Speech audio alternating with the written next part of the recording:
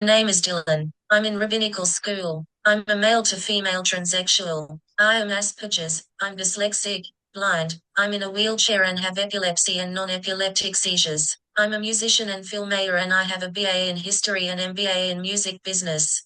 My name is Margot. I am studying biology at Penn State Harrisburg, and I have cerebral palsy, which is a type of traumatic brain injury.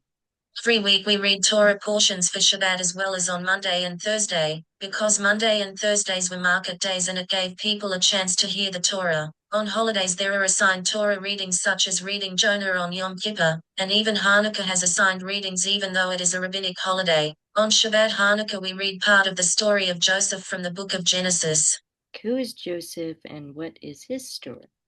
Joseph's story arc goes from him being young and seen as gifted by his parents Rachel and Jacob and was seen as the favorite the way Esau was favorited by Jacob's father. When we first meet Joseph he is a learned scholar and discouraged from farming and gets a coat of many colors that his brothers resent him for so they sell Joseph into slavery. Although he eventually reconciles with his family in Egypt where Joseph saved Egypt which connects to Hanukkah, he proves to be useful to Pharaoh, similar to Daniel, by interpreting dreams. This connects to Hanukkah and this is what we will discuss. So, do you know that the smallest letter in the Hebrew alphabet is Yud? It is small but very important. Yud stands for the number 10. Yud means hand in Hebrew. Put two hands together and you have 10 fingers. 10 just like Yud. 10 commandments, 10 plagues. God stayed very close to Joseph. When someone dreamed a strange dream they could not understand, they would ask Joseph to tell them what the dream meant. Because the hand, Yad, of God was with him, Joseph, in Hebrew, Yosef, easily understood what the dream meant. Even Pharaoh heard about the wisdom of Joseph when he had a dream he could not figure out. He asked Joseph to tell him what it meant. Joseph always knew. Pharaoh was very happy to have a man as wise as Joseph at the palace. He took the ring off of his hand, Yad, and put it on the hand, Yad, of Joseph. Joseph. Pharaoh said, "You shall rule all of Egypt, only I shall be above you." Every time there was a problem in the land of Egypt, Pharaoh asked Joseph what to do, so Joseph became very rich and powerful. Everywhere he went, people down everywhere he went, people bowed down before him, just like in his dreams. After 2 years' time, Pharaoh dreamed that he was standing by the Nile. When out of the Nile there came up 7 cows, handsome and sturdy, and they grazed in the reed grass. But presently 7 other cows came up from the Nile, close behind them, ugly and gaunt, and stood beside the cows on the bank of the Nile. And the ugly, gaunt cows ate up the 7 handsome, sturdy cows, and Pharaoh awoke. He fell asleep and dreamed a second time. 7 ears of grain, solid and healthy, grew on a single stalk. But close behind them sprouted 7 ears, thin and scorched by the east wind, and the thin ears swallowed up the 7 golden full ears. Then Pharaoh awoke. It was a dream. Next morning his spirit was agitated, and he sent for all the magician priests of Egypt and all its sages, and Pharaoh told them his dreams, but none could interpret them for Pharaoh. The chief cupbearer then spoke and said to Pharaoh, "I must make mention today of my offenses. Once Pharaoh was angry with his servants and placed me in the custody of the house of the perfect, together with the chief baker. We had dreams the same night, he and I, each of us a dream with a meaning of its own. A Hebrew youth was there with us, a servant of the perfect, and when he told him our dreams, he interpreted them for us, telling each the meaning of the dream. And he interpreted it for us, so it came to pass. I was restored to my post, and the other was impaled. Thereupon Pharaoh sent for Joseph, and he was rushed from the dungeon. He had his hair cut and changed his clothes, and he appeared before Pharaoh. And Pharaoh said to Joseph, I have had a dream, but no one can interpret it. Now I have heard it said of you, to hear a dream is to tell its meaning. Joseph answered Pharaoh, saying, Not I. God will see to Pharaoh's welfare. Then Pharaoh said to Joseph, In my dream, I was standing on the bank of the Nile, when out of the Nile came up 7 sturdy and well-formed cows and grazed in the reed grass. Presently there followed 7 other cows, scrawny, ill-formed, and emaciated. Never have I seen the likes of the ugliness in all the land of Egypt. And the 7 lean and ugly cows ate up the first 7 cows, the sturdy ones. But when they had consumed them, one could not tell that they had consumed them, for they looked just as bad as before, and I awoke. In my other dream, I saw 7 ears of grain, full and healthy, growing on a single stalk. But right behind them sprouted 7 ears, shriveled, thin, and scorched by the east wind. And the thin ears swallowed the 7 healthy ears. I have told my magician priests, but none has an explanation for me. And Joseph said to Pharaoh, Pharaoh's dreams are one and the same. Pharaoh has been told what God is about to do. The 7 healthy cows are 7 years, and the 7 healthy ears are 7 years. It is the same dream. The 7 lean and ugly cows that follow are 7 years, as are the 7 empty ears scorched by the east wind. They are 7 years of famine. It's just as I have told Pharaoh. Pharaoh has been shown what God is about to do. Immediately ahead are 7 years of great abundance in all the land of Egypt. After them will come 7 years of famine, and all the abundance in the land of Egypt will be forgotten, and the land is ravaged by famine. No trace of the abundance will be left on the land because of the famine thereafter, for it will be very severe. As for Pharaoh having had the same dream twice, it means that the matter has been determined by God, and that God will soon carry it out. Accordingly, let Pharaoh find someone who's discerning and wise, whom he can set over the land of Egypt. And let Pharaoh take steps to appoint overseers over the land and organize the land of Egypt in the 7 years of plenty. Let the food of these good years that are coming be gathered, and let the grain be collected under Pharaoh's authority as food to be stored in the cities. Let the food be a reserve for the land for the 7 years of famine, which will come upon the land of Egypt, so that the land may not perish in the famine. The plan pleased Pharaoh and all his courtiers. And the Pharaoh said to his courtiers, Could we found and the Pharaoh said to his courtiers, Could we find another like him, a man with this divine spirit?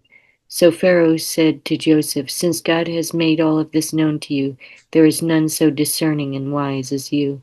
You shall be in charge of my court, and by command shall all my people be directed. Only with respect to the throne shall I be superior to you.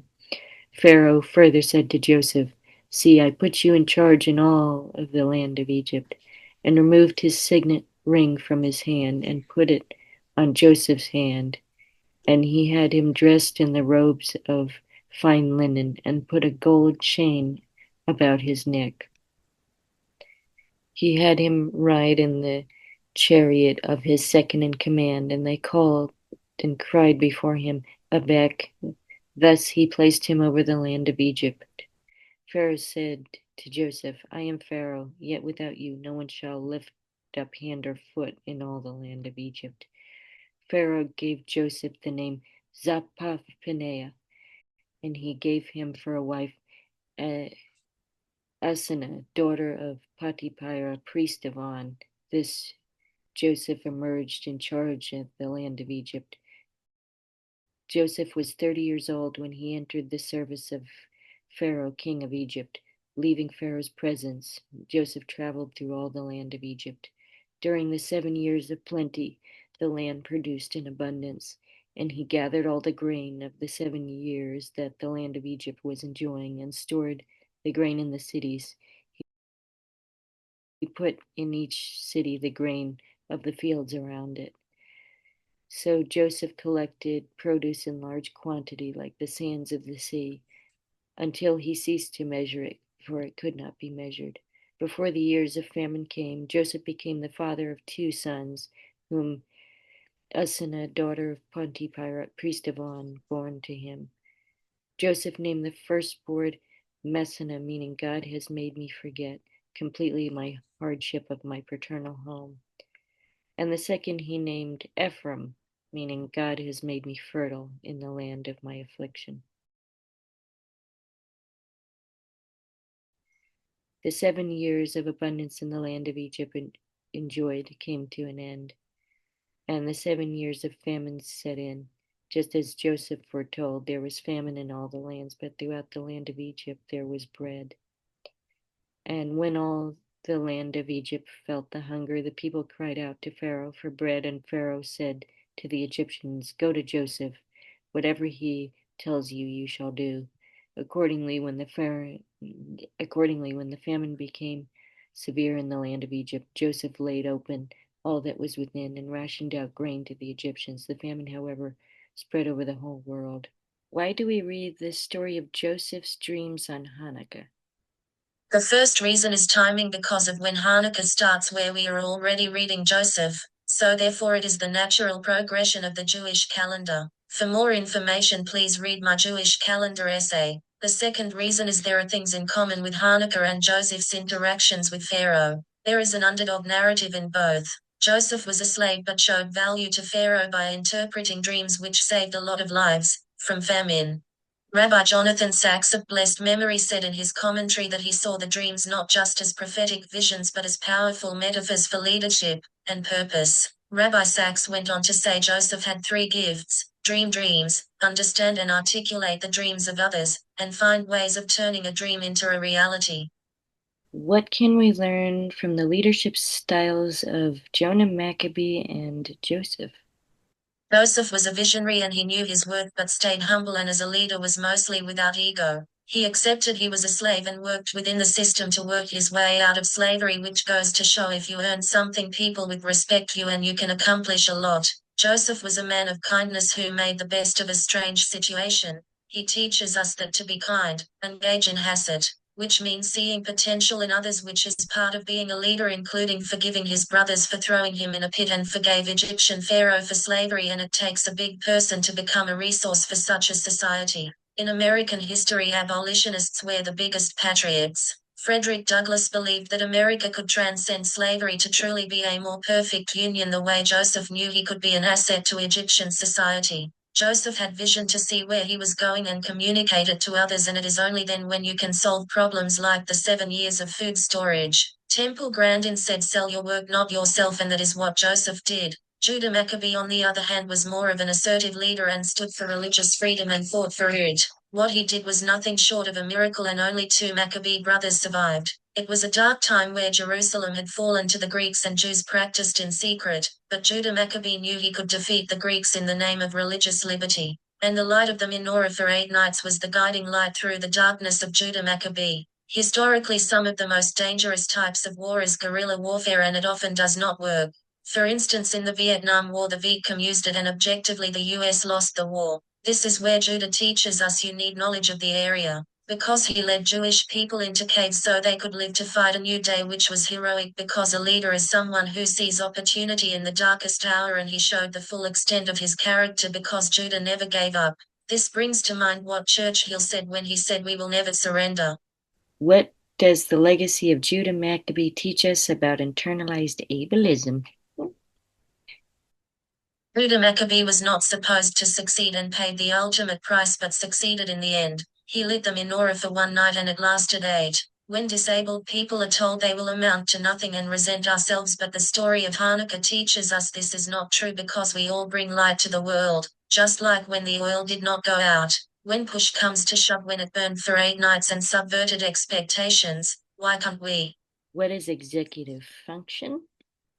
Executive function is a neurologic function that covers organizing, working memory, motor planning, and at times emotional regulation, which relates to tasks, and tasks can be overwhelming to break down or even start. Sometimes this varies day to day, which we call spoon theory in the disability community to describe the energy it takes to do tasks, and is applied to chronic illness and chronic pain. This impairment transcends disabilities such as depression, anxiety, bipolar, schizophrenia, and developmental conditions like autism and cerebral palsy. Learning disabilities can come with executive function impairments such as ADHD and dyslexia. What does motor planning have to do with cerebral palsy?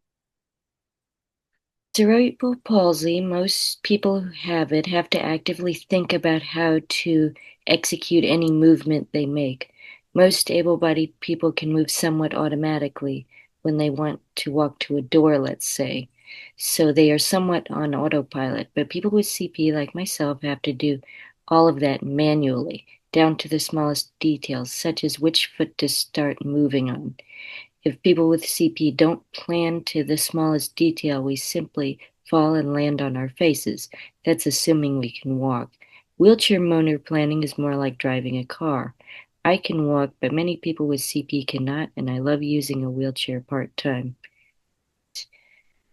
When I do a test in chemistry or math, a lot of times my executive function does not let me know how to start the problem that I'm supposed to be doing, and that can really delay my ability to answer the problem. So that's why I use extended time at school as well. How is Joseph's ability to consider the fate of the entirety of Egyptian society a way to see the big picture, and how is that a lesson for us all? The dyslexic brain is a type of neurodivergence where you see the big picture even if some of the details get lost in translation, making dyslexics good entrepreneurs. This is an interesting thought because it takes intellect for Joseph to design food storage for an entire society. What are the biological considerations of food storage? Joseph would have to consider temperature, how long the food lasts, and how to keep the food away from animals who may eat it or contaminate the food with urine or feces, and make sure bacteria and fungus that are dangerous to humans do not get into the food. In the environment of Egypt, it was extremely hot and dry during the day and cold at night, so the food was likely stored underground or in caves to make it last, since they did not have modern refrigerators. What are the historical significances of food storage? Historically, there have been many cultures that figured out different methods of food storage. For instance, Inuit populations stored food by burying it in ice and snow. However, in the Fertile Crescent, salt was a precious commodity because it was salt that was used to preserve fish after it was caught. This is why salt was valuable on Silk Road, that was a trade route between Europe and India. These days, low-tech options of food storage can include bare bag. What is the science of salt? Chemically speaking, salt is usually thought of as table salt, which is sodium chloride and is considered a compound. Salt is great for preserving food because it dries out the food, preventing the growth of mold and bacteria, not to mention it tastes good. In Egypt, they used a number of different types of salts to dry out mummified bodies. What happened to Joseph's body when he died? The book of Exodus, when Jews left Egypt, they took Joseph's body with them. In our liturgy, we talk about generation to generation, so we remember Joseph's contributions to the Jewish people. What I think Exodus is teaching is the importance of every person and the dignity of every person. Some Jews chose to stay in Egypt as slaves, but most left with Moses. What was the divine righteousness of Joseph and Judah Maccabee? Although neither Joseph nor Judah were prophets, there are things we can learn from prophets that apply to the divine righteousness of Judah and Joseph. According to Rabbi Joshua Heschel, a prophet should strive for justice as a defining quality. Judah Maccabee was a man of justice. He found for justice for the Jewish people. Rabbi Herschel says a prophet should be the voice of the people to serve as an intermediary between God and the people. Joseph represented the people when he advocated for food storage. Judah Maccabee was the voice of the people when he led the Jewish people against the Greeks, and with honor comes sacrifice, and when a prophet is questioned they are often threatened with death for speaking the truth. Judah Maccabee fell in battle, and we see these qualities in patriots like Charlie Kirk of blessed memory. While there are prophets like Jeremiah, who was the prophet of destruction. Unlike Jeremiah, both Joseph and Judah Maccabee saw opportunity in adverse conditions. Instead of being orators of pessimism, they were optimists. Instead of whimpering in fear, Joseph and Judah both exhibited another quality of compassion, like Hosea the prophet, who was the prophet of love, who is able to accept God's love in the face of a difficult marriage, just as Joseph was able to love God despite being a stranger in a strange land, and Judah Maccabee, who was able to show compassion to his people by making sure they could practice their faith. It was Jonah who begged God for compassion to not kill, and Joseph emulated compassion best when he put his feelings aside about his brothers and the people of Egypt who enslaved him. This is what makes Joseph a righteous person, because at the end of the day he was chosen by God to serve the people and make sure everyone was fed.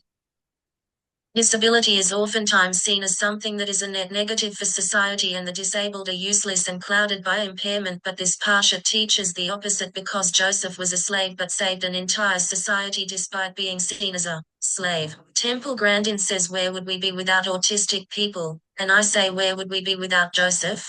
Without his neurodivergence, he would not have become the man he turned out to be.